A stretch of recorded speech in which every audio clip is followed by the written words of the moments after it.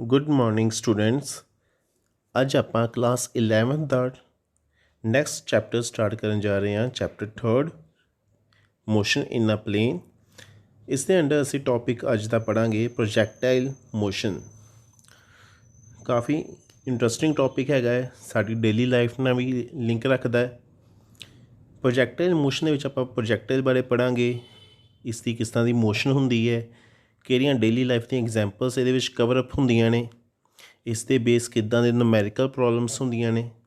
ਸੋ ਇਹ ਆਪਾਂ ਅੱਜ ਡਿਟੇਲ 'ਚ ਪੜ੍ਹਾਂਗੇ। ਸਭ ਤੋਂ ਪਹਿਲਾਂ ਆਪਾਂ ਇਹ ਸਟੱਡੀ ਕਰਦੇ ਹਾਂ ਪ੍ਰੋਜੈਕਟਾਈਲ ਕਹਿੰਦੇ ਕਿਸ ਨੂੰ ਹਨ। What is a ਪ੍ਰੋਜੈਕਟਾਈਲ? ਪ੍ਰੋਜੈਕਟਾਈਲ ਇੱਕ ਇਹੋ ਜਿਹਾ ਆਬਜੈਕਟ ਹੈ which is projected by some means and continues to move due to its own inertia. ਕਿਸੇ ਆਬਜੈਕਟ ਨੂੰ ਅਗਰ ਕਿਸੇ ਹੈਲਪ ਨਾਲ ਥਰੋ ਕਰਦੇ ਹੋ, ਪ੍ਰੋਜੈਕਟ ਕਰਦੇ ਹੋ, ਅਤੇ ਬਾਅਦ ਵਿੱਚ ਜਿਹੜੀ ਇਹਦੀ ਮੋਸ਼ਨ ਹੈ ਉਹ ਇਨਰਸ਼ੀਆ ਦੇ ਅੰਡਰ ਕਵਰ ਹੋਵੇ, ਜਾਂ ਤੁਸੀਂ ਕਹਿ ਲਓ ਕਿਸੇ ਮੋਸ਼ਨ ਅੰਡਰ ਦਾ ਗ੍ਰੈਵਿਟੀ ਕਵਰ ਹੋਵੇ, ਤਾਂ ਉਹ ਤੁਹਾਡਾ ਕੀ ਹੋਏਗਾ? ਆਬਜੈਕਟ ਪ੍ਰੋਜੈਕਟਾਈਲ ਹੋਏਗਾ। ਜਿਵੇਂ ਤੁਸੀਂ ਬਾਸਕਿਟਬਾਲ ਥਰੋ ਕਰੋਗੇ, ਬੋਲ ਨੂੰ ਥਰੋ ਕਰੋਗੇ, ਉਹ ਕੀ ਹੈ? ਪ੍ਰੋਜੈਕਟਾਈਲ ਹੈ। ਅਤੇ ਜਿਹੜਾ ਉਹ ਮੋਸ਼ਨ ਦੇ ਵਿੱਚ ਉਹ ਪਾਥ ਕਵਰ ਕਰਦਾ ਪਿਆ ਹੈ ਆਬਜੈਕਟ, ਉਹ ਪ੍ਰੋਜੈਕਟਾਈਲ। ਉਹ ਪਾਥ ਨੂੰ ਆਪਾਂ ਕੀ ਬੋਲਦੇ ਹਾਂ ਫਿਜ਼ਿਕਸ ਦੇ ਵਿੱਚ? ਟ੍ਰੈਜੈਕਟਰੀ। ਠੀਕ ਹੈ। ਹੁਣ ਪ੍ਰੋਜੈਕਟਾਈਲਸ ਜਿਹੜੀਆਂ ਉਹਦੀਆਂ ਟਾਈਪਸ ਵੀ ਹੋ ਸਕਦੀਆਂ ਕਿ ਕਿਹਨਾਂ ਨੂੰ ਆਪਾਂ ਪ੍ਰੋਜੈਕਟਾਈਲਸ ਬੋਲ ਸਕਦੇ ਹਾਂ, ਕਿ ਇੱਕ ਪਰਟੀਕੂਲਰ ਪ੍ਰੋਜੈਕਟਾਈਲ ਨੂੰ ਆਪਾਂ ਕਿਹਨੂੰ ਕਹਿਣਾ ਹੈ। ਜਿਵੇਂ ਕਿਸੇ ਆਬਜੈਕਟ ਨੂੰ ਆਪਾਂ ਥਰੋ ਕੀਤਾ ਅਤੇ ਉਹਦੀ ਮੋਸ਼ਨ ਅੰਡਰ ਦਾ ਇਨਰਸ਼ੀਆ ਹੋਈ, under the effect of gravity ਹੋਈ। ਠੀਕ ਹੈ। ਅਤੇ ਇਹਦੇ ਵਿੱਚ ਆਪਾਂ ਕਿੱਦਾਂ ਦੇ ਆਬਜੈਕਟ ਕਹਿ ਸਕਦੇ ਹਾਂ? ਜਿਵੇਂ ਆਪਾਂ ਕਿਸੇ ਹਾਈਟ ਤੋਂ ਕਿਸੇ ਚੀਜ਼ ਨੂੰ ਸੁੱਟਦੇ ਪਏ ਹਾਂ। ਠੀਕ ਹੈ। ਉਹ ਹਾਈਟ ਤੋਂ ਆਪਾਂ ਬੋਲ ਨੂੰ ਸੁੱਟਤਾ, ਉਹ ਵੀ ਪ੍ਰੋਜੈਕਟਾਈਲ ਹੈਗੀ ਹੈ। ਠੀਕ ਹੈ। ਕਿਸੇ ਆਬਜੈਕਟ ਨੂੰ ਆਪਾਂ ਥੱਲੋਂ ਉੱਪਰ ਨੂੰ ਸੁੱਟਿਆ ਸਟਰੇਟ ਅਪਵਰਡ, ਉਹ ਵੀ ਪ੍ਰੋਜੈਕਟਾਈਲ ਹੋਏਗਾ। ਕਿਸੇ ਆਬਜੈਕਟ ਨੂੰ ਆਪਾਂ ਕਿਸੇ ਐਂਗਲ 'ਤੇ ਸੁੱਟਦੇ ਪਏ ਹਾਂ, ਜਿਵੇਂ ਜੈਵਲਿਨ ਨੂੰ ਆਪਾਂ ਹਿੱਟ ਕਰਦੇ ਹਾਂ। ਠੀਕ ਹੈ।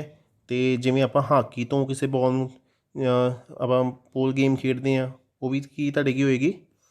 ਪ੍ਰੋਜੈਕਟਾਈਲ ਦੇ ਅੰਦਰ ਕਵਰ ਹੋਏਗੀ। ਹੁਣ ਨੈਕਸਟ ਜਿਹੜਾ ਪ੍ਰੋਜੈਕਟਾਈਲ ਹੈ ਨਾ, ਪ੍ਰੋਜੈਕਟਾਈਲ ਦੇਖਿਆ ਹੋਏਗਾ ਨਾ ਤਾਂ ਸਟਰੇਟ ਮੋਸ਼ਨ 'ਚ, ਠੀਕ ਹੈ, ਅਤੇ ਜਾਂ ਇਹ ਵਰਟੀਕਲ ਮੋਸ਼ਨ 'ਚ। ਯਾਨੀ ਕਿ ਦੋ ਮੋਸ਼ਨਸ, ਦੋ ਇਹ ਕੋਆਰਡੀਨੇਟਸ ਨੂੰ ਸਿਲੈਕਟ ਕਰਦਾ ਹੈ ਆਪਣੀ ਮੋਸ਼ਨ ਦੇ ਵਾਸਤੇ ਵੱਧ ਤੋਂ ਵੱਧ। ਠੀਕ ਹੈ। ਸੋ ਪ੍ਰੋਜੈਕਟਾਈਲ ਮੋਸ਼ਨ ਜਿਹੜੀ ਹੈ 2 ਡਾਇਮੈਂਸ਼ਨਸ 'ਚ ਕਵਰ ਹੁੰਦੀ ਹੈ। ਸੋ 2 ਡਾਇਮੈਂਸ਼ਨਸ ਦੇ ਕਰਕੇ ਇਹਦੇ ਵਿੱਚ ਇੱਕ ਹੌਰੀਜ਼ੌਂਟਲ ਕੰਪੋਨੈਂਟ ਵੀ ਹੁੰਦਾ ਹੈ ਵੈਲੋਸਿਟੀ ਦਾ, ਇੱਕ ਵਰਟੀਕਲ ਕੰਪੋਨੈਂਟ ਵੀ ਹੋਏਗਾ ਵੈਲੋਸਿਟੀ ਦਾ। ਜਿਹੜਾ ਤੇ ਹੌਰੀਜ਼ੌਂਟਲ ਵੈਲੋਸਿਟੀ ਕੰਪੋਨੈਂਟ ਹੋਏਗਾ, ਇਹਦੇ ਬਾਰੇ ਤੁਸੀਂ ਇਹ ਗੱਲ ਯਾਦ ਰੱਖਣੀ ਹੈ, ਜਿਵੇਂ ਡਾਇਗਰਾਮ 'ਚ ਵੀ ਇੱਕ ਨੀਲੇ ਐਰੋ ਦੇ ਨਾਲ ਸ਼ੋਅ ਕਰਦੇ ਪਏ ਹਾਂ, ਉਹ ਕਿਹੜੇ ਕੰਪੋਨੈਂਟ ਨੇ? ਹੌਰੀਜ਼ੌਂਟਲ ਵੈਲੋਸਿਟੀ ਹੈਗੀ ਆ। ਇਹ ਕਦੇ ਵੀ ਕੰਪੋਨੈਂਟ ਦੀ ਵੈਲੋਸਿਟੀ ਕਦੇ ਵੀ ਟਾਈਮ ਦੇ ਵਿੱਚ ਚੇਂਜ ਨਹੀਂ ਹੋਏਗੀ। ਜਿੰਨੀ ਤੁਸੀਂ ਇਹਨੂੰ ਪ੍ਰੋਵਾਈਡ ਕਰਤੀ ਸਟਾਰਟਿੰਗ 'ਤੇ, ਐਂਡ ਤੱਕ ਓਨੀ ਹੀ ਰਹੇਗੀ। ਕਿਉਂ ਓਨੀ ਰਹੇਗੀ? ਕਿਉਂ ਇਹ ਕੌਨਸਟੈਂਟ ਹੁੰਦੀ ਹੈ? ਕਿਉਂਕਿ ਇਹਦੇ ਵਿੱਚ ਗ੍ਰੈਵਿਟੀ ਇਹਨੂੰ ਇਨਕਰੀਜ਼ ਜਾਂ ਡਿਕਰੀਜ਼ ਨਹੀਂ ਕਰ ਸਕਦੀ। ਗ੍ਰੈਵਿਟੀ ਹੌਰੀਜ਼ੌਂਟਲ ਮੋਸ਼ਨ ਦੇ ਵਿੱਚ ਐਕਟ ਨਹੀਂ ਕਰਦੀ, ਗ੍ਰੈਵਿਟੀ ਹਮੇਸ਼ਾ ਵਰਟੀਕਲ ਮੋਸ਼ਨ ਦੇ ਵਿੱਚ ਹੀ ਐਕਟ ਕਰਦੀ ਹੈ। ਠੀਕ ਹੈ। ਸੋ ਹੌਰੀਜ਼ੌਂਟਲ ਮੋਸ਼ਨ 'ਚ ਵੈਲੋਸਿਟੀ ਜੋ ਇਨੀਸ਼ੀਅਲ 'ਤੇ ਹੋਏਗੀ, ਉਹੀ ਫਾਈਨਲ 'ਤੇ ਹੋਏਗੀ। ਠੀਕ ਹੈ। ਨੈਕਸਟ ਆਉਂਦੀ ਆਪਣੇ ਕੋਲ ਵਰਟੀਕਲ ਵੈਲੋਸਿਟੀ। ਵਰਟੀਕਲ ਵੈਲੋਸਿਟੀ ਜਿਹੜੀ ਹੈ ਉਹ ਚੇਂਜ ਹੋਏਗੀ। ਸਭ ਤੋਂ ਪਹਿਲਾਂ ਪੁਆਇੰਟ ਕੀ ਰੱਖਣਾ? ਚੇਂਜ ਹੋਏਗੀ। ਕਿਉਂ ਚੇਂਜ ਹੋਏਗੀ? ਬਿਕੋਜ਼ ਗ੍ਰੈਵਿਟੀ ਐਕਟ ਕਰੇਗੀ ਵਰਟੀਕਲ ਮੋਸ਼ਨ ਦੇ ਵਿੱਚ। ਜਿਵੇਂ ਤੁਸੀਂ ਡਾਇਗਰਾਮ 'ਚ ਦੇਖਦੇ ਪਏ ਹੋ, ਅਗਰ ਉਹ ਬੋਲ ਕੋਈ ਥੱਲੇ ਡਿੱਗਦੀ ਪਈ ਹੈ ਤਾਂ 5 ਮੀਟਰ ਉਹਨੇ ਕਵਰ ਕੀਤਾ, ਨੈਕਸਟ ਸੈਕਿੰਡ 'ਚ ਉਹਨੇ 20 ਮੀਟਰ ਕਵਰ ਕਰ ਲਿਆ, ਨੈਕਸਟ ਸੈਕਿੰਡ 'ਚ ਉਹਨੇ 45 ਮੀਟਰ ਕਵਰ ਕਰ ਲਿਆ। ਇਹਦਾ ਮਤਲਬ ਜਦੋਂ ਤੱਕ ਉਹ ਜਾਈ ਜਾ ਰਹੀ ਹੈ, ਉਹਦੀ ਸਪੀਡ ਵੱਧਦੀ ਜਾ ਰਹੀ ਹੈ, ਵਰਟੀਕਲ ਵੈਲੋਸਿਟੀ ਵੱਧਦੀ ਜਾ ਰਹੀ ਹੈ। ਕਿਉਂ ਵੱਧਦੀ ਜਾ ਰਹੀ ਹੈ? ਕਿਉਂਕਿ ਗ੍ਰੈਵਿਟੀ ਨੂੰ ਆਪਣੇ ਵੱਲ ਖਿੱਚਦੀ ਪਈ ਹੈ। ਠੀਕ ਹੈ। ਸੋ ਡਾਊਨਵਰਡ ਮੋਸ਼ਨ 'ਚ ਉਹਦੀ ਵੈਲੋਸਿਟੀ ਕੀ ਹੈ? ਇਨਕਰੀਜ਼ ਹੋਈ ਜਾ ਰਹੀ ਹੈ। ਠੀਕ ਹੈ। ਇਸ ਕਰਕੇ ਮੈਗਨੀਟਿਊਡ ਵੀ ਵਧੀ ਜਾ ਰਿਹਾ। ਪਰ ਜਦੋਂ ਪ੍ਰੋਜੈਕਟਾਈਲ ਆਪਾਂ ਸੁੱਟਾਂਗੇ, ਜਿਵੇਂ ਆਪਾਂ ਬਾਸਕਿਟਬਾਲ ਸੁੱਟਾਂਗੇ ਜਾਂ ਜੈਵਲਿਨ ਸੁੱਟਾਂਗੇ, ਤਾਂ ਉਹ ਜਿਹੜੀ ਮੋਸ਼ਨ ਹੈ ਕਿਸੇ ਐਂਗਲ 'ਤੇ ਹੁੰਦੀ ਪਈ ਹੈ। ਉਹ ਐਂਗਲ 'ਤੇ ਜਿਹੜੀ ਮੋਸ਼ਨ ਹੋਏਗੀ ਨਾ, ਉਹਦੇ ਵਿੱਚ ਉਹਦਾ ਮੈਗਨੀਟਿਊਡ ਵੀ ਚੇਂਜ ਹੋਏਗਾ, ਉਹਦੀ ਡਾਇਰੈਕਸ਼ਨ ਵੀ ਚੇਂਜ ਹੋਏਗੀ। ਸੋ ਡਾਇਗਰਾਮ ਦੇ ਵਿੱਚ ਆਪਾਂ ਦੇਖਦੇ ਪਏ ਹਾਂ, ਰੈੱਡ ਐਰੋਸ ਸ਼ੋਅ ਕਰਦੇ ਪਏ ਆ। ਰੈੱਡ ਐਰੋਸ ਦੇ ਵਿੱਚ ਕੀ ਸ਼ੋਅ ਕਰਦੇ ਪਏ ਆਪਾਂ? ਉਹ ਵਰਟੀਕਲ ਵੈਲੋਸਿਟੀ ਕੰਪੋਨੈਂਟ ਸ਼ੋਅ ਕਰਦੇ ਪਏ ਆ, ਜਿਹਦਾ ਮੈਗਨੀਟਿਊਡ ਵੀ ਚੇਂਜ ਹੋ ਰਿਹਾ, ਜਿਹਦੀ ਡਾਇਰੈਕਸ਼ਨ ਵੀ ਚੇਂਜ ਹੋ ਰਹੀ ਹੈ। ਠੀਕ ਹੈ। ਸੋ ਉੱਪਰ ਨੂੰ ਜਾਂਦਿਆਂ ਪਹਿਲਾਂ ਉਹ ਵੈਲੋਸਿਟੀ ਕੰਪੋਨੈਂਟ 0 ਹੋ ਜਾਏਗਾ ਟੌਪ ਆਫ ਦੀ ਮੋਸ਼ਨ 'ਤੇ, ਨੈਕਸਟ ਆਉਂਦਿਆਂ ਡਾਊਨਵਰਡ ਉਹ ਕੀ ਹੋਏਗਾ? ਇਨਕਰੀਜ਼ ਹੋਣਾ ਸ਼ੁਰੂ ਹੋ ਜਾਏਗਾ। ਠੀਕ ਹੈ।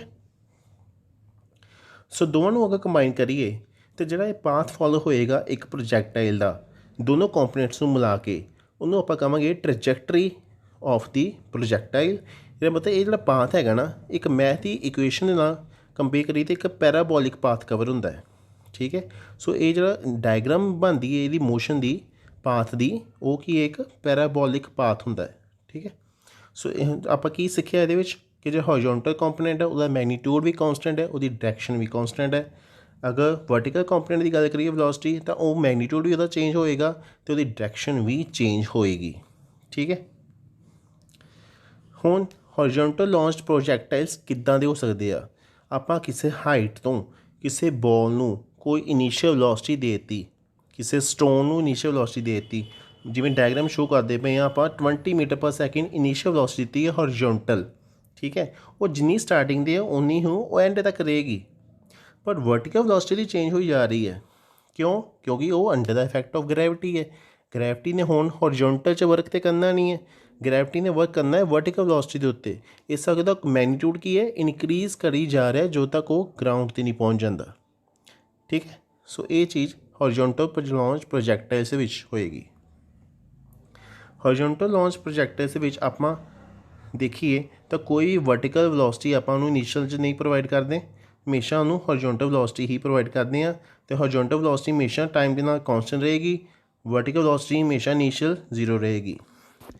सो नैक्सट आपां इहदे विच देखिए जो आप बाल में ड्रॉप किया किसी हाइट तो वो स्पीड इंक्रीज़ की जो फॉल करती जा रही ही, पर किद्दां स्पीड इंक्रीज़ की 9.8 मीटर पर सैकेंड स्केयर जो उत्ते एक्सलेरेशन अपलाई हुई ड्यू टू ग्रैविटी। ਜਿਹੜੇ भी हॉरिजॉन्टली लॉन्च प्रोजैक्टाइल्स होणगे 2 डिमेंशनस उन्होंने भी कवर करनियां पाथ दे विच। ਇਹਦਾ मतलब इन्हें को 2 डायरैक्शनस होणगे, एक्स डायरैक्शन एक वाई डायरैक्शन। सो दोनों इक्वेशनस नूं आपां कवर करना है एक इक्वेशन दे विच। तां आपां किहड़ी कैनेमैटिक दी इक्वेशन यूज़ करते हैं, S equal to U T plus half A T square. काफ़ी वधिया इक्वेशन हैगी है। ये इक्वेशन दे विचों ही आपां 2 इक्वेशनस निकालांगे, एक हॉरिजॉन्टल वाली एक वर्टिकल वाली। जो आपां एक्स की इक्वेशन निकाली हॉरिजॉन्टल दी, आपां देखिया x equal to v o x t equation मिली, ठीक है। ये इक्वेशन क्यों मिली? क्योंकि ए की वैल्यू ये 0 हो जाएगी क्योंकि एक्सलेरेशन हॉरिजॉन्टल च नहीं एक्ट करती, तो हॉरिजॉन्टल च वेलोसिटी जी है कॉन्सटेंट रहिंदी है। वाई वाली इक्वेशन निकालना कि वर्टिकल एक्सिस के वाल, तो अपने को फर्स्ट पार्ट 0 हो जाएगा वी ओ एक्स टी वाला। क्यों 0 होएगा? क्योंकि आप वर्टिकल च इनीशियल कोई वर्टिकल वेलोसिटी नहीं प्रोवाइड करते, ठीक है। सो वर्टिकल वेलोसिटी इनीशियल 0 सी, इस करके फर्स्ट टर्म 0 होगी। अपने को बचा Y equal to half G T square, ठीक है। तो ये जोड़ा लैफ्ट हैंड साइड तो अपने को डिस्टेंस दसेगा आपां टी जो ये टाइम डिनोट करता पाया वी ओ एक्स ये x component of initial velocity किया जाता है। वर्टिकल स्पीड की आप गल करिए तो वर्टिकल स्पीड तुहानूं पता है डाउनवर्ड मोशन में वो हमेशा वधनी है क्योंकि under the effect of gravity होएगा। तो जो भी इनू under the effect of gravity होएगा 9.8 मीटर पर सैकेंड हरेक 1 सैकेंड ईच सैकेंड तो बाद वो स्पीड ते इफैक्ट पैना ये चीज़ का। तो हाँ आफ्टर 1 सैकेंड हैज़ पासड जो बॉल विल बी की है डबल अपनी स्पीड वधाई जाएगी, ठीक है। नैक्सट अपने को एक न्यूमेरिकल आंदा है, चलो इन्हें देखते हैं। कहते एक प्लेन ट्रैवल करता पाया horizontally with the velocity, horizontally travel करता पाया उसकी वेलोसिटी देती यानी कि इट मीनस ये इनीशियल वेलोसिटी होएगी। वो आप बॉक्स के भी डिनोट किया है 500 मीटर अबव द ग्राउंड है, मीनस कि वो वाई वर्टिकल एक्सिस कितनी हाइट हैगी 500 मीटर। सम पॉइंट ते पायलट ने एक बंब नूं ड्रॉप किया टारगेट ते, ठीक है। ये पार्ट आप लभना एक long, how long is the bomb in the air, कितना टाइम नूं बॉम्ब हवा च रहा, ठीक है। टाइम ऑफ फ्लाइट निकालना है। How far away from the point above where it was drop will it land, तो कितने वो पॉइंट कितनी दूरी पर होएगा जिथे वो ड्रॉप किया है तो जिथे वो हिट किया। आप इक्वेशन यूज़ करनी है Y to half G T square. इस इक्वेशन यूज़ करके आप टाइम की वैल्यू निकाल लेनी है क्योंकि अपने हाफ जी की वैल्यू पता होंगी है, टी की वैल्यू आप निकालनी सी। वाई अपन पता है 500 मीटर है, उत्थे आप टाइम की वैल्यू निकाल ली। जो टाइम अपने को आ गया वर्टिकल एक्सिस की हैल्प की इक्वेशन ना, फिर आप एक्स जोड़ा एक्स एक्सिस की डिस्टेंस निकाल लिया, उन्हें कितना कवर किया होएगा जितों ड्रॉप किया जितों उन्होंने हिट किया।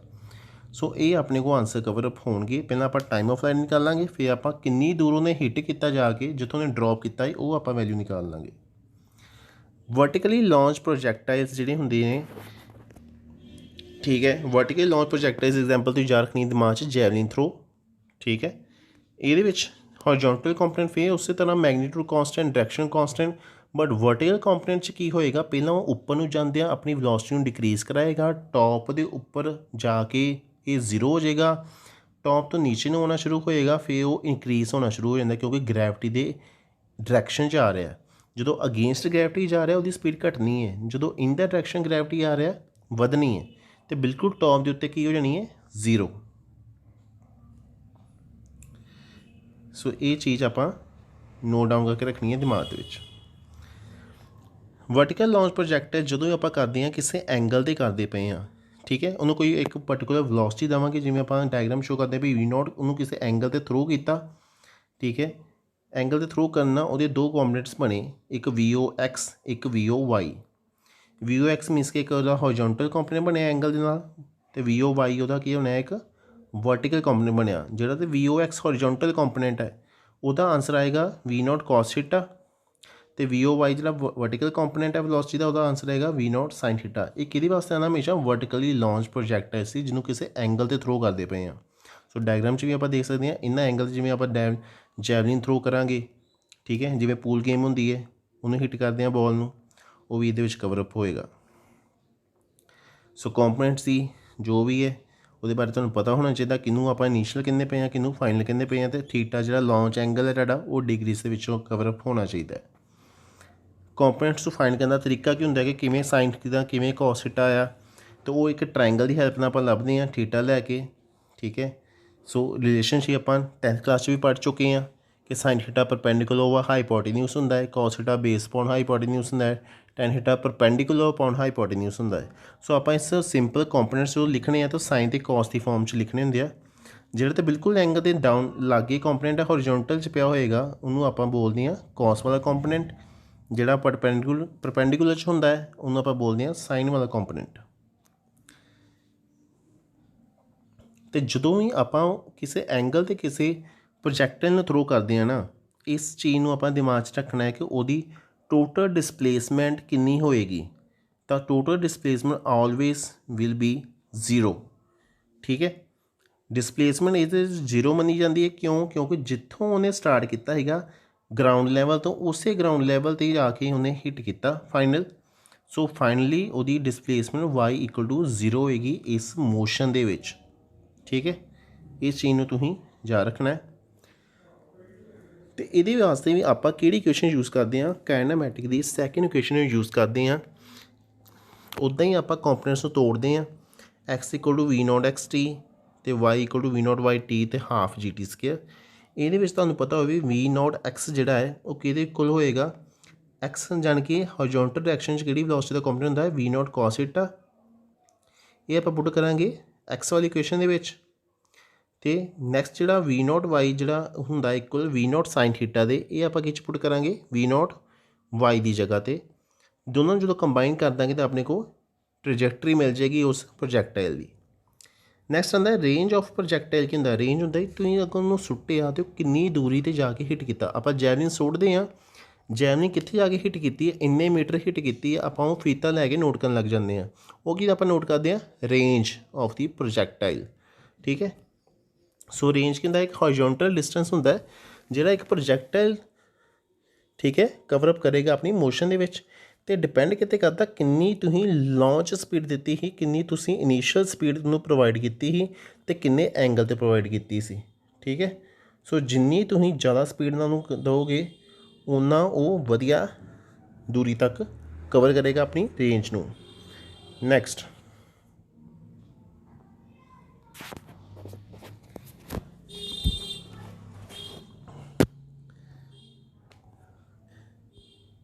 ਆਦਾ ਮੈਂ ਰੇਂਜ ਆਫ ਪ੍ਰੋਜੈਕਟਾਈਲ। ਰੇਂਜ ਆਫ ਪ੍ਰੋਜੈਕਟਾਈਲ ਅਗਰ ਆਪਾਂ ਮੈਕਸਿਮਮ ਨਿਕਾਲਣੀ ਹੋਵੇ ਤਾਂ ਮੈਕਸਿਮਮ ਰੇਂਜ ਜਿਹੜੀ ਨਿਕਲਦੀ ਹੈ ਉਹ ਨਿਕਲਦੀ ਹੈ ਇੱਕ ਪਰਟੀਕੂਲਰ ਐਂਗਲ 'ਤੇ। ਉਹ ਕਿਹੜਾ ਐਂਗਲ ਹੋਏਗਾ, 45 ਡਿਗਰੀ ਐਂਗਲ ਹੁੰਦਾ ਹੈ। ਕਹਿੰਦੇ ਜਦੋਂ ਵੀ ਤੁਸੀਂ ਕਿਸੇ ਜੈਵਲਿਨ ਨੂੰ 45 ਡਿਗਰੀ ਐਂਗਲ 'ਤੇ ਸੁੱਟੋਗੇ ਨਾ, ਸਿੱਧੀ ਗੱਲ ਇਹ ਹੈਗੀ ਹੈ 45 ਡਿਗਰੀ ਐਂਗਲ 'ਤੇ ਅਗਰ ਕਿਸੇ ਚੀਜ਼ ਨੂੰ ਤੁਸੀਂ ਥਰੋ ਕਰਦੇ ਹੋ ਵਿਦ ਦਾ ਹੌਰੀਜ਼ੌਂਟਲ, ਤਾਂ ਫਿਰ ਉਹ ਜਿਹੜਾ ਪ੍ਰੋਜੈਕਟਾਈਲ ਹੈ ਉਹ ਮੈਕਸਿਮਮ ਰੇਂਜ ਕਵਰ ਕਰੇਗਾ। ਸੋ ਪਿਛਲੀ ਡਾਇਗਰਾਮ ਦੇ ਵਿੱਚ ਵੀ ਆਪਾਂ ਦੇਖ ਸਕਦੇ ਹਾਂ ਕਿ ਜਿਹੜਾ 45 ਡਿਗਰੀ ਤੋਂ ਉਹਨੇ ਹਿੱਟ ਕੀਤਾ ਹੈ ਉਹ ਜ਼ਿਆਦਾ ਰੇਂਜ 'ਚ ਕਵਰ ਕੀਤਾ ਹੈ। 80 ਡਿਗਰੀ ਵਾਲਾ ਲਾਗੇ ਡਿੱਗ ਗਿਆ, 60 डिग्री वाला 45 तो भी पिछे है। सो रेंज डिपेंड करती पई है कि तुम किहड़े एंगल दे नूं थ्रू करते पे हाँ। सो 45 डिग्री एंगल से हमेशा सानू मैक्सिमम रेंज प्रोजैक्टाइल की मिलेगी।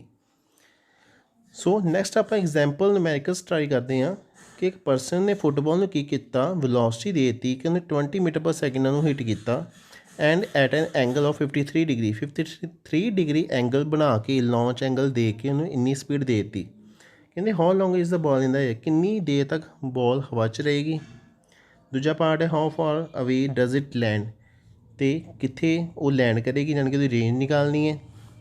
How high does it travel यानी कि हाइट निकालनी है, मैक्सिमम कितनी कवर की होगी उन्हें अपनी मोशन च।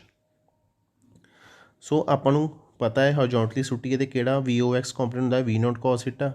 आपां नूं V0 देती है इनीशियल हॉरिजॉन्टल जी वेलोसिटी है कितनी है 20, एंगल भी दे दिता। आप हॉरिजॉन्टल कॉम्पोनेंट वेलोसिटी निकाल लिया। इस तरह आप वर्टिकल कॉम्पोनेंट ऑफ वेलोसिटी निकाल लिया। हॉरिजॉन्टल कॉम्पोनेंट वेलोसिटी है अपने को 12.04 मीटर पर सैकेंड, वर्टिकल कॉम्पोनेंट वेलोसिटी निकले अपने को 15.97 मीटर पर सैकेंड। ये चीज़ा अपने को आ चुकी हैं। वो आप what I want to know आप की लभना चाहते हैं। आप इचों फस्ट पार्ट च लभने टाइम ऑफ लाइट, दूजे पार्ट च लभना है वह डिस्टेंस रेंज, तो थर्ड पार्ट च लभना वो हाइट। आप इक्वेशन यूज़ की y = V0 y t = half GT square वाली। आपको पता y0 होंदा इस मोशन के जो आप वर्टिकली लॉन्च करते किसी एंगल से y0 हो गया। V0 y आप निकाल चुके हैं। टाइम आप निकालना है हाफ जी की वैल्यू आप की लैनी होंगी है 9.8, जो दो नाल डिवाइड करांगे तो 4.9 बन जाएगा लागे टी स्केयर। जो सॉल्व किया आप तो अपने को टाइम ऑफ लाइट क्या है 3.26 सैकेंड, यानी कि टोटल मोशन जो पाथ है 3.2 सैकेंड टाइम दे विच। नैक्सट आप निकालना सीगा कित्थे वो लैंड करेगा, वो दूरी कितनी है। तो रेंज होंगी है अपने को डिस्टेंस मल्टीप्लाई रेंज डिस्टेंस होगी, डिस्टेंस कि आ गया स्पीड मल्टीप्लाई टाइम। स्पीड कि इनू रेंज च लैके जा रही है हॉरिजॉन्टली कि स्पीड लैके जा रही है VOX हॉरिजॉन्टल कॉम्पोनेंट, तो टाइम ऑफ लाइट जो आया सीगा वह मल्टीप्लाई करके तुहानू आंसर आ जाएगा 39.24 metre is the range of the football. Third part सीगा how high does it travel, कितनी हाइट ते वो प्रोजैक्टाइल अपने पाथ च रहेगा। हाइट ते रहना तो मीनस कि वह अद्धा टाइम हाइट तो पहला होएगा, अद्धा टाइम हाइट तो बाद होएगा। सो आप टाइम आप हाफली कट करांगे, हाफली कट करन ते अपने को टाइम आ जाएगा 1.63 सैकेंड। फिर आप इक्वेशन यूज़ करांगे वर्टिकल मोशन वाली y = V0 y t + half GT square, सारिया वैल्यूज आप पुटअप करके आप y का आंसर निकालेंगे 13.01 मीटर। एक ही होएगी उसकी मैक्सिमम हाइट होएगी ड्यूरिंग इट्स मोशन। चलो बच्चों जो आप अज तक पढ़िया टॉपिक वो बारे थोड़ा जिहा आप रिव्यू करते हैं। इससे क्वेश्चन तुसीं करने तुसीं आंसर देने ने। सो फस्ट है what is the path of the projectile call, जो प्रोजैक्टाइल एक पाथ बनाता है अपना वो पाथ को आप सो पाथ ऑफ प्रोजैक्टाइल आप की बोलते हैं, इसका आंसर तुसीं लभ के लिया है। जो आप पढ़िया इस टॉपिक के बेस ही अपने को क्वेश्चन होंगे। सो पाथ आपनों आप की बोलते हैं trajectory, yes very good. Next है what force is acting on the projectile, कि फोर्स प्रोजैक्टाइल पर एक्ट करती है। हाँ जी ग्रैविटी, यस। नैक्सट है विच डायरैक्शन हॉरिजॉन्टल और वर्टिकल हैज़ एक्सलेशन, एक्सलेशन जी है ग्रैविटी करके जी लगती है, एक्सलेशन ड्यू टू ग्रैविटी वो कि डायरैक्शन लगती है हॉरिजॉन्टल च लगती है कि वर्टिकल च लगती है, वर्टिकल च लगती है, yes. Which direction horizontal vertical has the constant speed, हो कि डायरैक्शन दे विच अपने को कॉन्सटेंट स्पीड रहेगी हमेशा। आप पढ़ चुके हैं कि हमेशा हॉरिजॉन्टल जी स्पीड चलती है वो हमेशा की रही है कॉन्सटेंट रही है। सो आंसर होएगा हॉरिजॉन्टल डायरैक्शन के हमेशा कॉन्सटेंट स्पीड मिलती है, मैग्नीट्यूड भी सेम रहता है, डायरैक्शन भी सेम रही है, ठीक है। वो एक लास्ट क्वेश्चन है अपने को कि दो आइडेंटिकल बॉल्स है उन्होंने अपन टेबल तो रेड़ता है, टेबल तो रेड़ते पे हैं, टेबल के एंड से जाके दोनों ने टेबल तो डिगना है, ठीक है। तो एक दी स्पीड ज़्यादा सी बॉल की, दूजे की घट है, तो दोवां चों फ्लोर नूं कौन जल्दी हिट करेगा। जान कि टेबल तो उन्हें स्पीड एक दी ज़्यादा एक दी घट है, बट डिगन लग्या कहते ग्राउंड नूं कौन ज़्यादा पहला हिट करेगा। तो आंसर होएगा दोनों सेम टाइम ते ही हिट करनगियां। इसका आंसर क्यों इदा होएगा, क्योंकि वर्टिकल वेलोसिटी जिहड़ी है दोवां नूं सेम मिलनी है, ठीक है, ग्रैविटी दोवां नूं सेम मिलनी है। ਇਹਦਾ आंसर होएगा। दूजी गल ये कि जो डिफरेंस है हॉरिजॉन्टल वेलोसिटी का वो वर्टिकल टाइम से डिपेंड ही नहीं करता। सो हॉरिजॉन्टल तो भावें उन्होंने डबल स्पीड हैगी सी, पर जो एज ते लीव करके डिगणगे दोनों, वो एक ड्रॉप डाउन फ्री फॉल वाली कंडीशन होएगी जिहदे विच उन्हां दोवां नूं सेम ग्रैविटी एक्ट करेगी तो सेम टाइम ते दोनों फॉल करनगे, ठीक है।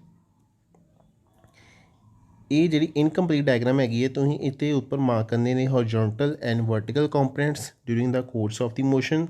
सो एरोस के थ्रू तुसीं रिप्रजेंट करना है इस मोशन नूं, इहदे कंपोनेंट्स नूं ड्रॉप करना है ताकि तुहानूं दोनों तरह के प्रोजैक्टाइल्स मोशन स्टडी करने आ जान कि किहड़े कंपोनेंट नूं किहड़ी डायरैक्शन च आपां शो अप करना हुंदा है, ठीक है बच्चे।